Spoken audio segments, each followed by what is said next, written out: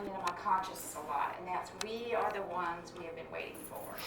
And most of you know that that's the last line of the Hopi Elders prophecy. I have it on the banner of my Facebook page. I was inspired to put it there. But that keeps coming up for me. And I've shared the prophecy with you before, and it bears repeating, so I'm going to say it again. There is a river flowing now very fast. It is so great and swift that there are those who will be afraid. They will try to hold on to the shore. They will feel they are being torn apart and will suffer greatly.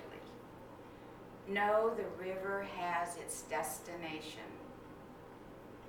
The elders say we must let go of the shore, push off into the middle of the river, keep our eyes open and our heads above water. See who is in there with you and celebrate. At this time in history, we are to take nothing personally, least of all ourselves. For the moment that we do, our spiritual growth and journey come to a halt. The time of the lone wolf is over. Gather yourselves. Banish the word struggle from your attitude, Larry, and your vocabulary. Banish the word struggle from your attitude and your vocabulary. All that we do now must be done in a sacred manner and in celebration. We are the ones we have been waiting for. And when I read that again yesterday, when I read it again just now, another quote comes to mind for me, and I shared that with you last month, and that's from Marianne Williamson in her book, A Return to Love. That also bears repeating. Our deepest fear is not that we are inadequate. Our deepest fear is that we are powerful beyond measure. It's our light, not our darkness, that frightens us the most. Your playing small does not serve the world. There is nothing enlightened about shrinking so that other people won't feel insecure around you. We are all meant to shine as children do. It's not just in some of us, it is in everyone. And as we let our own light shine, we unconsciously give other people permission to do the same. And we are liberated from our fear, our presence. As we are liberated from our fear, our presence automatically liberates others. So when I get the message that we are the ones we have been waiting for, it means to me that it is time to let our light shine. It's time to step into our power. It's time to remember, and it's a remembering of who we really are, and to live from that.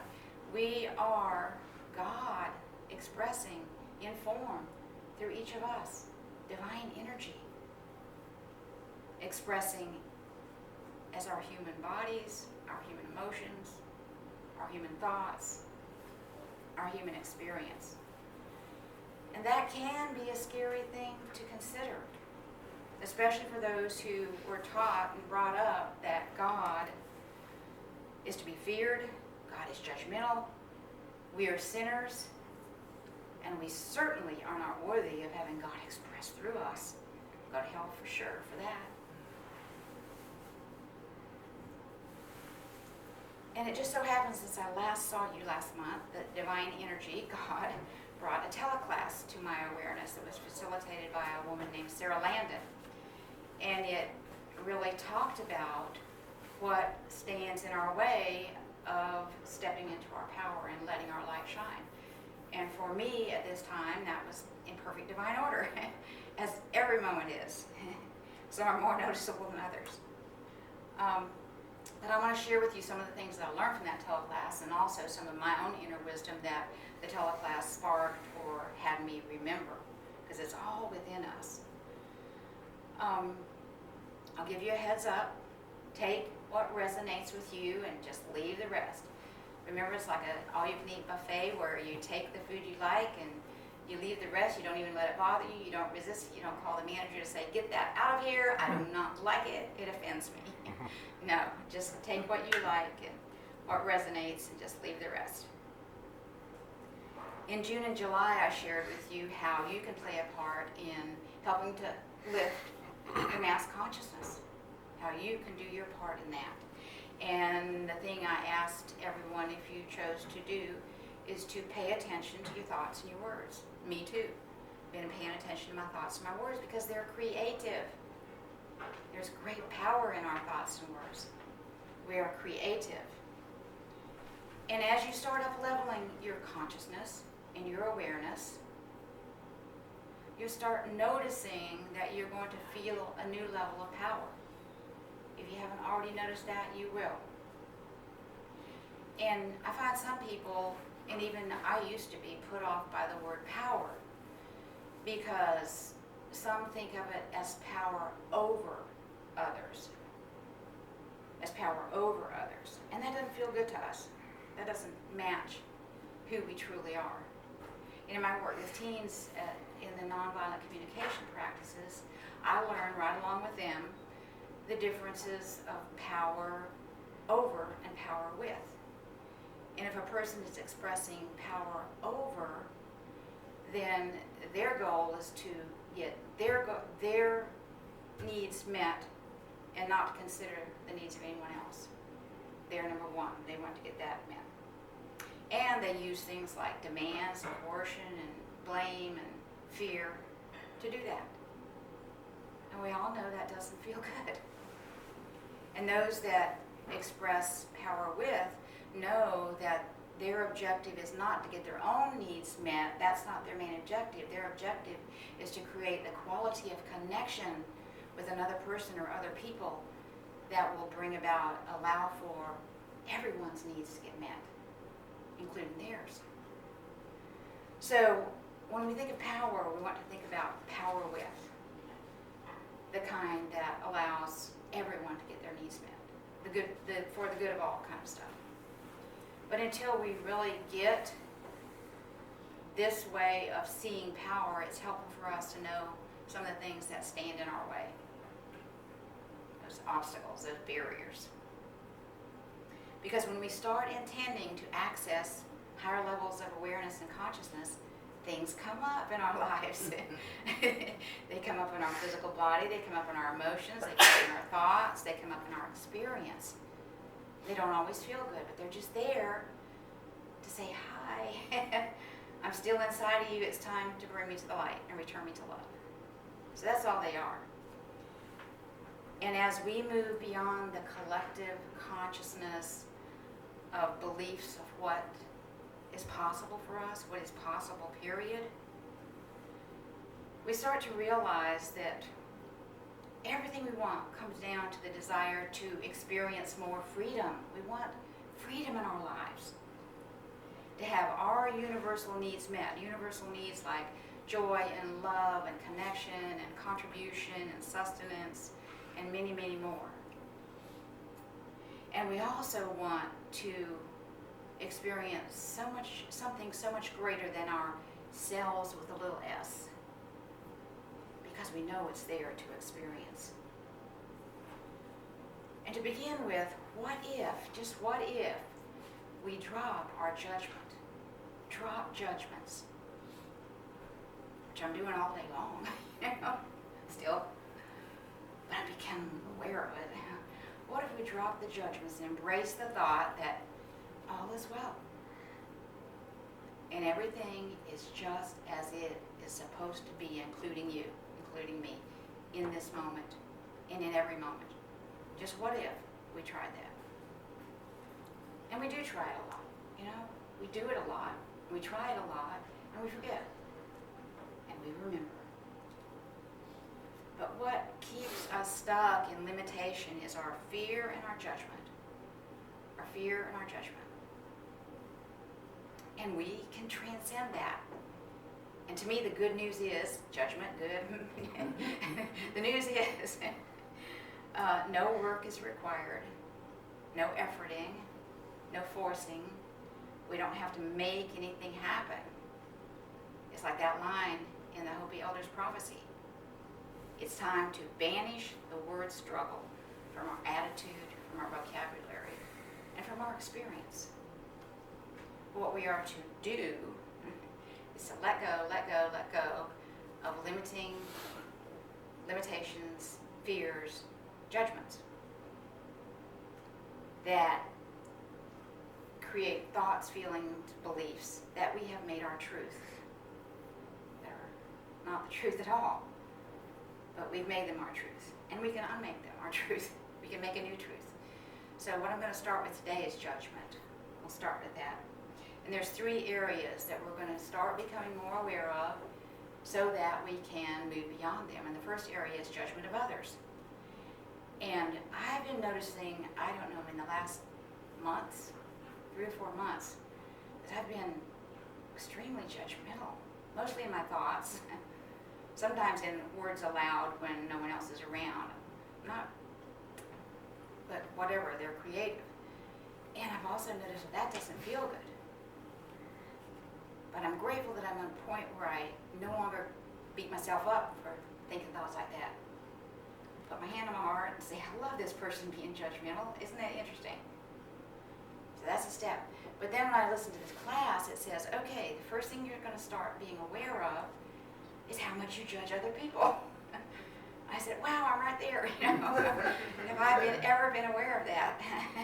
Nothing's broken. And in order to step into our power, that's what we need to do. And we'll notice that it also feels bad. So we can choose differently, And be aware that other people are a mirror for you. They're a mirror for you to show you what's inside you to bring to the light, So we can learn to thank them and bless them. We can learn to thank and bless and be grateful for our triggers, for the people that push our buttons, for the people that hold up that mirror for us to see what no longer serves us, so that we can let it go. Because otherwise we stay blind to it for a while. And then as your awareness of your judgment of others increases, you'll begin to realize that everything is happening for you, not to you. It's all happening for you. And wow, does this realization free you? And that's what we want, is freedom. Everything is happening for us. And the next thing you'll start being more aware of is your judgment of yourself. And as you already know, this can be emotionally challenging a lot. Yeah. Maybe you think your body's not the way it should be. Maybe your finances aren't where you want them to be. Or maybe you think your family relationships are not good.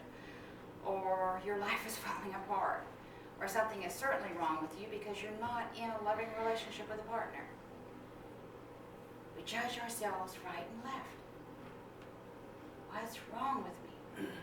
You get in a vicious cycle with observing yourself and judging that there's something about you right now that just does not measure up, that's not enough, as you are. You tell your stuff like, I'm getting too old. My weight's not what I want it to be. I can't ever remember anything. I don't have enough money. I'm not attractive anymore. We tell ourselves these things, so much self-judgment, and we think, if I can only change that, then I'm going to feel more free. Then I'm going to feel more free. This is where self-love is being called for. And one of our greatest accomplishments in this human experience is to learn to love ourselves. To achieve self-love without self-judgment is unconditional self-love. Very, very freeing. So consider this. If you believe you need to manifest something or change something in you to make yourself better, you're in judgment of what is. What is. I remember Neil Donald Walsh in his book saying, God would say through him, if you're doubting anything, and we can insert the word judging, if you're judging anything, you're judging me, God says. If you're doubting anything, you're doubting me. So this is where you can remind yourself that you're not broken and you do not need fixing. You are eternally changing. Can't help it. You're eternally changing. And the way to experience this change something that feels good and is up-leveling, is to keep loving yourself right where you are, just as you are. It's all okay. All is well. But as long as you want to fix yourself, you're just operating out of limitation. There's nothing wrong with this. It's just extremely limiting. Extremely limiting. And the third level of judgment that you want to become aware of, so you can move beyond, is judgment of all thought. Now this is something that I never considered. Judgment of all thought. I said, all thought, what the heck? You know, what is that? All my thought? No, all thought. Everything in our life, in our experience, is created first in thought. Everything. All thought is under all creation. So, what would happen if we got beyond, if you got beyond the judgment of all thought? We'd remember who we really are. We would remember our power. We'd know our power. We'd know we are God expressing. Still, while we're in this human body, because God does not judge. That's a word that can be taken out of the dictionary probably when we really wake up, you know. We would truly experience what we say every Sunday. There is only one presence and one power. Only one presence and one power in each of us, in the church, in the universe. In the human third dimensional experience, humans just still see things as good or bad, right or wrong, black or white. These are all judgments of thought that has turned into form. It's all judgments of thought. But consider this, that the human experience is an experiment of free will. Free will. And most people, when they think about free will, they think that that's the ability for me to choose what I want to have and to create that. To choose and create and experience what I want to have. That's my free will. I want freedom. I want what I want. And all humans are in this experiment of free will that includes that ability to choose, the ability to create, the ability to act, the ability to say what we want. We all have the freedom to choose. And isn't it strange that what most of us want, what is behind what we want the most, is the desire to feel free, to experience freedom.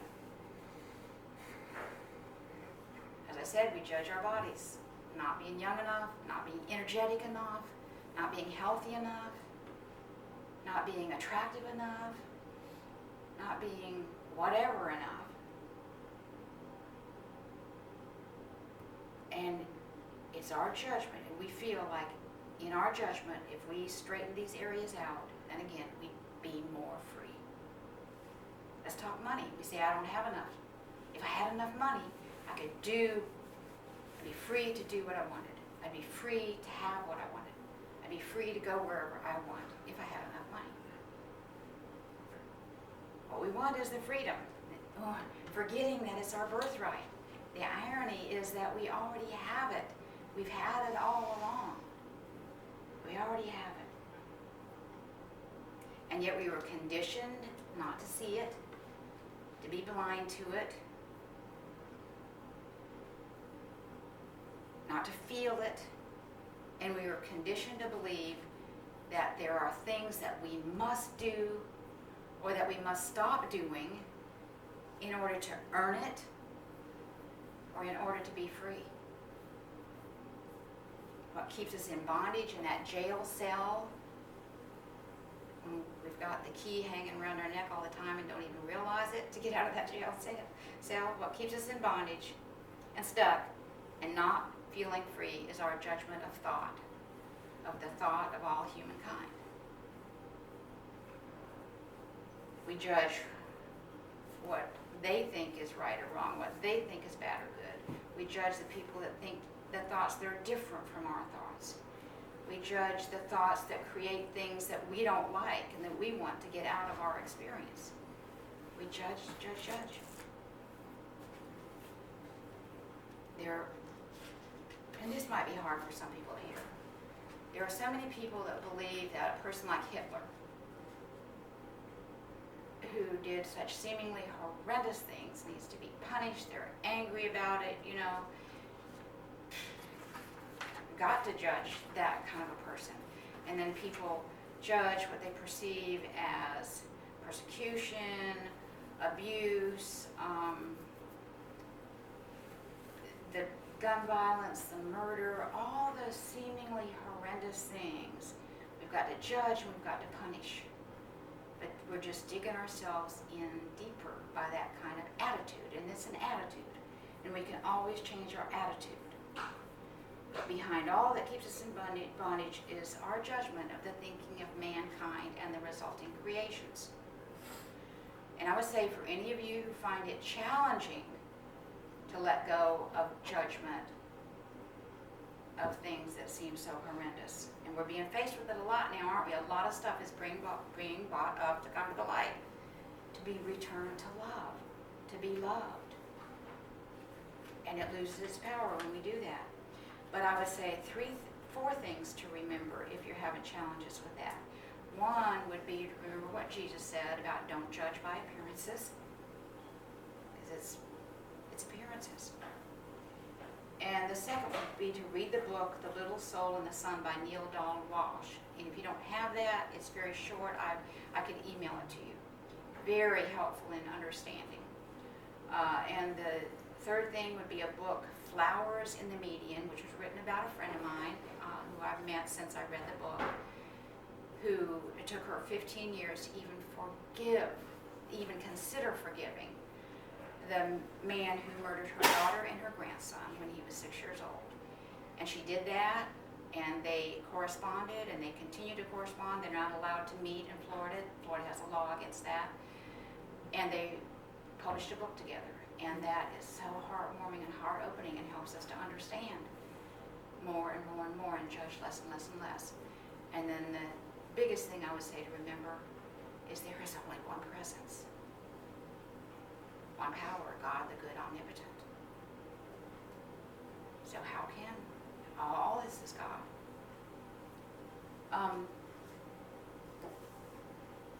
The judgment of the thinking and the resulting creations of humankind, again, keeps us from feeling free.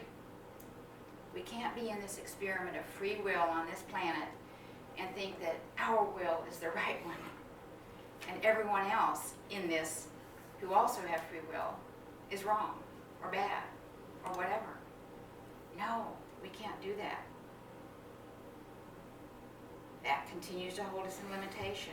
That which we push against, that which we resist, as you know, we only get more of, and we suffer.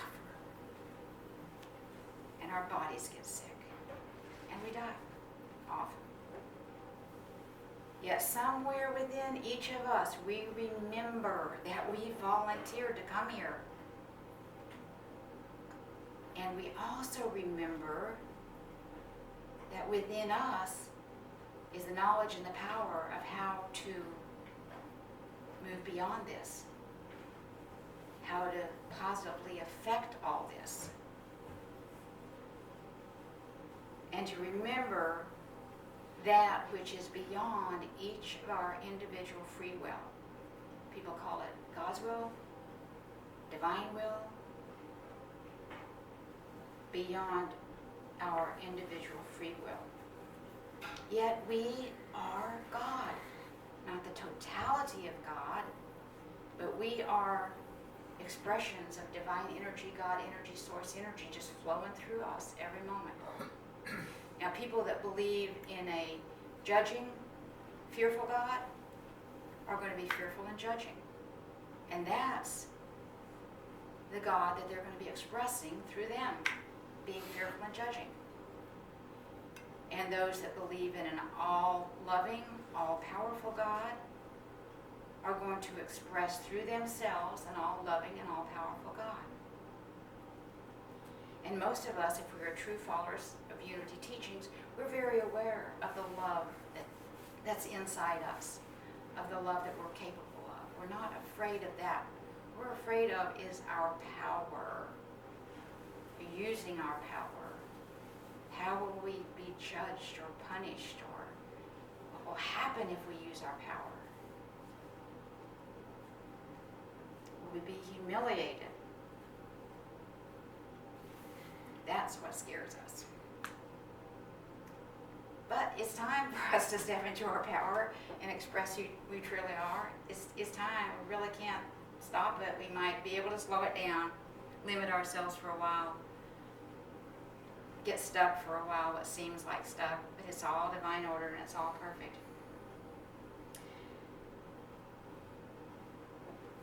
To do this, to step into our power, we have to become aware of all our judgments in these areas. And what is so wonderful is simply the awareness of all of our judgment will start putting us on and assisting us in releasing it. But here's where we've been tripped up. We want to release the judgments. We're willing to release the judgments. Yet we have spent so many years in all kinds of processes trying to heal ourselves, trying to fix ourselves, trying to change ourselves because we don't think we're enough, that we feel like it's going to take a really lot of hard work to get out of this judgment. But that's not true. Simply the awareness of it itself can get us out of it. We're being reminded of that now. We're giving that opportunity to just bring it to our awareness. There's one condition: as long as we don't continue to judge it. When your judgments come to your awareness, instead of saying, oh, there I did it again, what's wrong with me? We say, like I do if you want, or you'll find your own process. Oh, wow, I love this person that just thought this judgmental thought that's now coming up to be put in the light. Oh, thank you, thought, for so easily coming out. That I don't have to pull you out or anything like that. I bless you. I bless me. I bless the thought. I bless whoever, whatever it was about. Just do something as simple as that. Just don't continue the judgment. And I would say this month you have some more paying attention to do of your thoughts, and your words, and to play with it. Just play with it. No more struggle. No more efforting. No more making things happen. No more fixing. All you have to do is just practice and intend to be aware of your thoughts, of your judgments. And bless it all. Know that all truly is well. And just remember that you are, I am, we are the ones we have been waiting for. And the wait is over. So come back next month for part 2.